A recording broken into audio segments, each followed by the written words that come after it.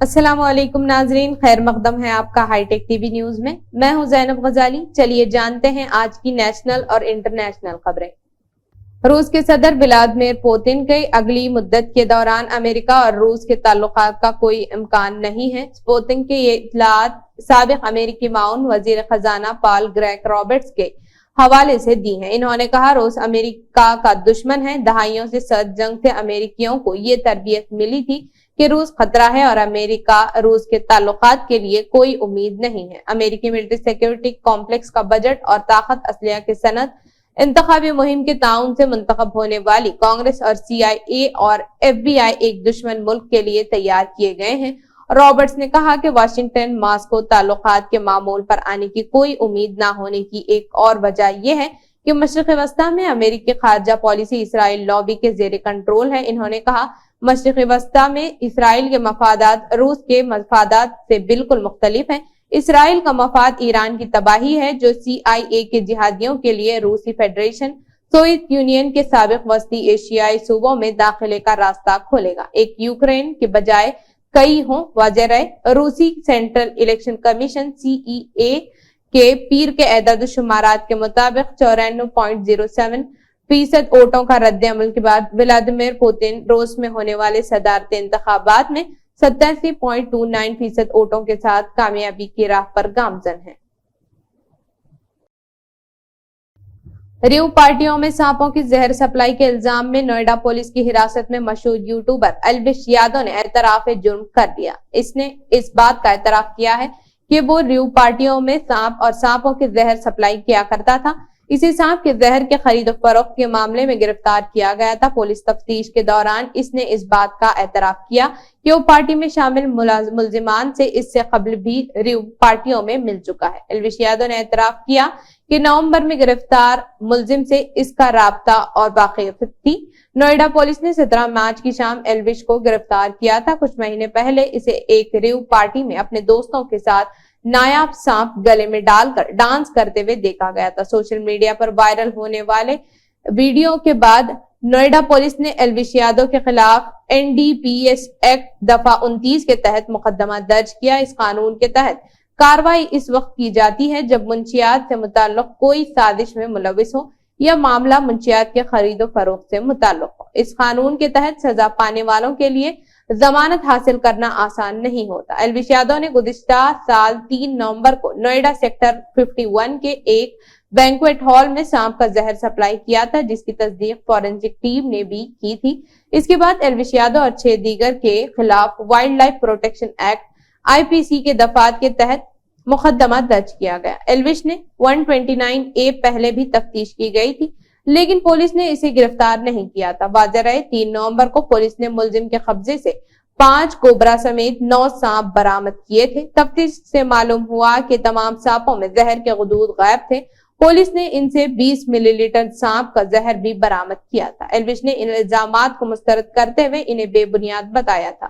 People for animals PFA ने सांप के जहर पर मुश्तमिल रेव पार्टी को बेनकाब किया था। इसी तंजीम के एक एहलकार ने गुज़िश्ता हफ्ते एल्विश के खिलाफ एक और शिकायत दर्ज कराई थी, जिसमें इस पर धमकियां देने का इल्जाम आयद किया गया था। एल्विश पर एक म्यूजिक वीडियो में सांपों के साथ खेलने का भी इल्जाम है।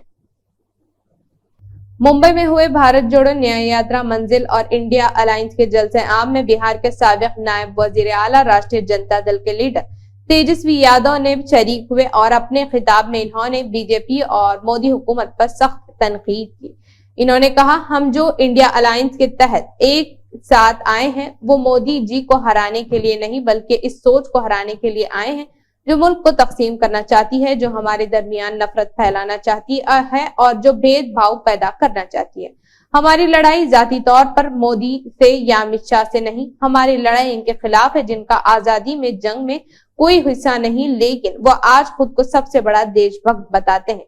RJD लीडर तेजस्वी यादव ने राहुल गांधी को भारत जोड़ो न्याय यात्रा का जिक्र करते हुए कहा कि आज जबकि मरकजी एजेंसियों के जरिए लोगों को डराया और धमकाया जा रहा है, अवाम के जरिए मुंतखब हुकूमतों को गिराया जा रहा है, आईन और जमहूरियत पर जबरदस्त खतरा मंडला रहा है, ऐसी हालत में राहुल गांधी ने भारत जोड़ो न्याय यात्रा और इंडिया अलायंस के जरिए लोगों को एक साथ जोड़ा। नफरत के माहौल को खत्म करने के लिए इन्होंने जो कोशिश की है, इसके लिए हम इनका दिल से शुक्रगुजार हैं। रूस के सदर व्लादिमीर पुतिन ने भारी अक्सरियत से इंतखाबी फतह में इख्तिदार पर अपनी गिरफ्त मजबूत कर ली है, जिस पर जमहूरी जवाज न होने की वजह से बड़े पैमाने पर तनकीद की जा रही है।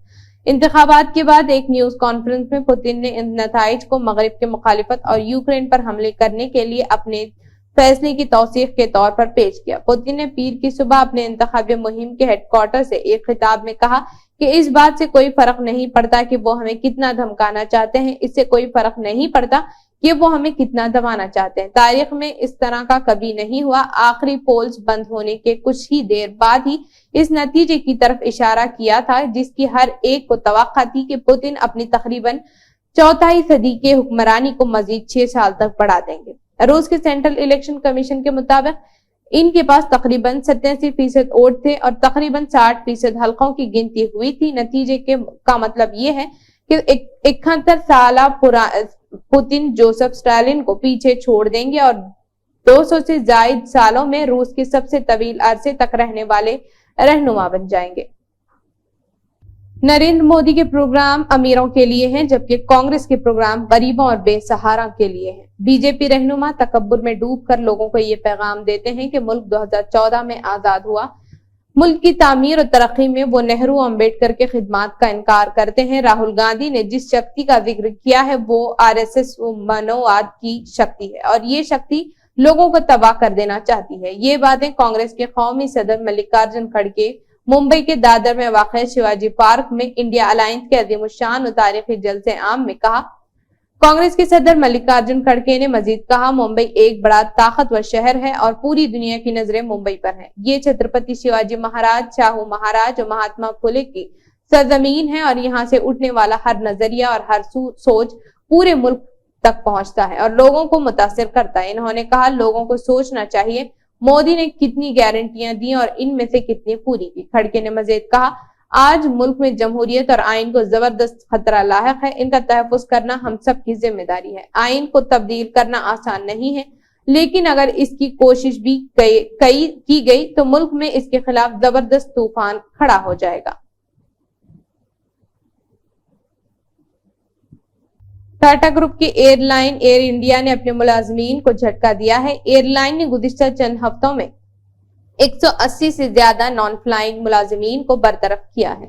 खबर शाया के मुताबिक छटनी की इस अमल में शामिल तमाम अमला कंपनी की रजाकाराना रिटायरमेंट स्कीम VRS से फायदा उठाने के काबिल नहीं थे और न ही वो दोबारा हुनरमंदी के मौके से फायदा उठा सकते थे। खबर रसा एजेंसी से मौसूल होने वाली खबर के मुताबिक एयर इंडिया के तर्जुमान ने कहा कि नॉन फ्लाइंग स्टाफ में काम करने वाले मुलाजमीन को इदारे की जरूरियात और इनकी इनफरादी मेरिट की बुनियाद पर एयरलाइन में एडजस्ट किया जा रहा है। पिछले 18 महीनों के दौरान तमाम मुलाजमीन की मुनासिबत का जायजा लेने के लिए एक जामे अमल की पैरवी की गई। इस मरहले के दौरान मुलाजमीन को रजाकाराना रिटायरमेंट की मुतअद्दिद स्कीमें और स्किलिंग के मौके भी फराहम किए गए। एयर इंडिया के तर्जुमान ने यह भी कहा कि 1% मुलाजिमीन जो VRS या दोबारा हुनरमंदी के मौके को इस्तेमाल करने के अहल नहीं पाए गए थे, इन्हें अलग करना पड़ा। अगरचे तर्जुमान ने ये नहीं बताया कि कितने मुलाजिमीन को फारिग किया गया है, लेकिन PTI ने बताया कि 180 से कुछ ज्यादा मुलाजिमीन थे। कंपनी ने कहा वो तमाम मुआहदे की जिम्मेदारियों का एहतमाम कर रही है और जनवरी 2022 में टाटा ग्रुप के एयर इंडिया को हासिल करने के बाद VRS के 2 राउंड पेश किए गए थे। जनवरी 2022 में टाटा के एयर इंडिया को लेने के बाद से एयरलाइन के कारोबारी मॉडल को संभालने की कोशिशें जारी हैं और तंजीमी ढांचे की तामीर नौ के लिए मसनूई जहानत का भी इस्तेमाल किया जा रहा है। एयर इंडिया का मार्केट शेयर फरवरी में 12.2% बढ़कर 12.8% हो गया है, जबकि इंडिगो का मार्केट शेयर जनवरी में 60.2% से कम होकर 60.1% हो गया है। घरेलू सफर में इंडिगो का बाजार में सबसे ज्यादा हिस्सा है। एथेंस में यूनान के कौमी पार्लियामान ने नई कानून साजी करते हुए निजी गैर मुल्की यूनिवर्सिटियों को यूरोपीय यूनियन के रुकन यूनान में अपनी शाखें और कैंपस खोलने की इजाजत दी है। यूनानी पार्लियामान ने یہ منظوری معمولی اکثریت سے دی ہے۔ یونان میں اس موضوع پر پارلیمان میں پیش کی گئی مسودہ قانون کے خلاف ملکی طلباء گزشتہ کئی ہفتوں سے یہ کہتے ہوئے احتجاج کر رہے تھے کہ نجی غیر ملکی یونیورسٹیوں کے لیے یونانی تعلیمی شعبے کو کھول دینے سے اندرون ملک پبلک یونیورسٹیوں سے حاصل کردہ ڈگریوں کی اہمیت کم ہو جائے گی۔ تاہم پارلیمانی ارکان نے اس احتجاج کا زیادہ اثر نہ لیا اور وزیر اعظم ماسٹروٹاکس کے حکومت کی طرف سے پیش کردہ قانونی مسودے کو 300 رکنی قومی پارلیمانی میں سے 159 اراکین کی اکثریتی رائے سے منظور کر دیا گیا۔ یہ حقیقت ہے کہ 300 اراکین پارلیمنٹ میں سے 141 نے اس بل کی حمایت نہیں کی۔ اس امر کا ثبوت ہے کہ یہ قانون سازی یونان میں قدرے متنازع بھی ہے۔ یونانی وزیر اعظم کیریاکوس میٹوٹاکسس کی اس قانون سازی کی دفاع میں دلیل یہ تھی کہ ان کی حکومت ان 20,000 طلباء و طالبات کی یونان سے بیرون ملک روانگی کو روکنا چاہتی ہے جو ہر سال اعلیٰ تعلیم کے حصول کے لیے دیگر زیادہ تر مغربی ممالک کا رخ کرتے ہیں۔ ہریانہ اسمبلی میں اپوزیشن رہنما بھوپیندر سنگھ ہڈا نے اتوار کے روز کہا کہ لوک سبھا انتخابات کے تاریخ کا اعلان ہو چکا ہے اور اب پہلے مرکز میں اور پھر اسی سال کے آخر میں اسمبلی انتخابات میں بھارتیہ جنتا پارٹی کی حکومت کو بدلنے کا وقت آ گیا ہے۔ مہم کی نئی اناج منڈی میں منعقدہ جن آکروش ریلی سے خطاب کرتے ہوئے سابق وزیر اعلیٰ نے الزام لگایا کہ جو ہریانہ 2014 سے پہلے تک فیکس آمدنی، فیکس سرمایہ کاری، امن و امان، کھیل، کھلاڑی، روزگار کی فراہمی نمبر 1 پر تھا، آج بے روزگاری، جرائم، منشیات اور بدعنوانی نمبر 1 بن چکا ہے۔ ہڈا نے کہا کہ ریاست میں اقتدار کی تبدیلی اور کانگریس کی حکومت آنے کے بعد بزرگوں کو ماہانہ 6,000 روپے پینشن دی جائے گی، ہر خاندان کو 300 یونٹ بجلی مفت ملے گی، خواتین کو گیس سلنڈر 500 روپے میں، نوجوانوں اور غریبوں کے لیے 2 لاکھ خالی سرکاری آسامیوں پر پکی بھرتی دی جائے گی، غریب خاندانوں کے لیے 100 گز کی مفت پلاٹ اسکیم پر عمل درآمد کر کے اس پلاٹ پر گھر بنا کر دیے جائیں گے۔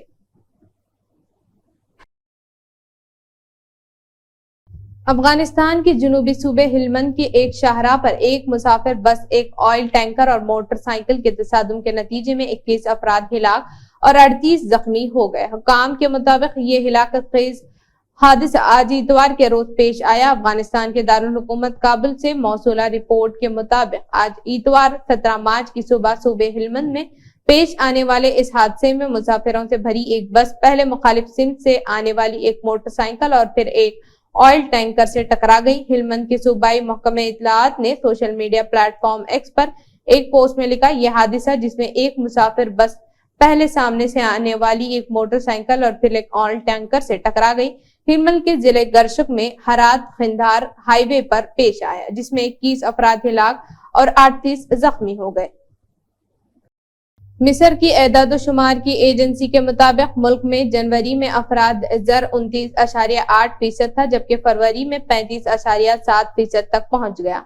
اس کی بنیادی وجہ خوراک اور مشروبات کی قیمتوں میں ہوشربا اضافہ ہے۔ مصر میں مہنگائی کی شرح میں نمایاں اضافہ دیکھا گیا۔ صارفی قیمت کے لحاظ سے سالانہ بنیادوں پر افراد زر 35.7% تک نوٹ کیا گیا۔ خبر رساں ادارے روئٹرز کے مطابق یہ افراد زر جو جنوری میں 29.8% تھا، اس میں تقریباً 6 درجے اضافہ ہو گیا ہے۔ شماریاتی ادارے کے مطابق افراد زر میں اضافے کی بنیادی وجہ خوراک اور مشروبات کی قیمتوں میں بڑھوتری ہے۔ مصر مرکزی بینک نے ڈالر کے مقابلے میں ملکی کرنسی کی قدر میں نمایاں کمی کی تھی۔ 12 ماہ تک ڈالر کے مقابلے میں مصری کرنسی پاؤنڈز کی قدر 30.85 تک برقرار رہی تھی۔ وادی کشمیر میں رمضان المبارک کے مقدس مہینوں میں پھلوں اور سبزیوں کی قیمتیں اضافے پر جا پہنچی ہیں۔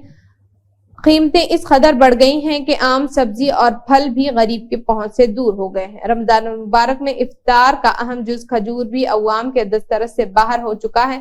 کھجور کی قیمتوں میں بھی غیر معمولی اضافہ دیکھنے کو مل رہا ہے۔ اس وقت سری نگر میں ساگ 80 روپیہ فی کلو، آلو 40 سے 50 روپیہ فی کلو، بیگن 80 روپے، کھیرا 50 روپے کے حساب سے فروخت کیے جا رہے ہیں۔ یہی حال پھلوں کا بھی ہے۔ رمضان سے قبل اسی 80 روپے درجن ملنے والے کیلے اس وقت 150 روپے تک پہنچ چکے ہیں۔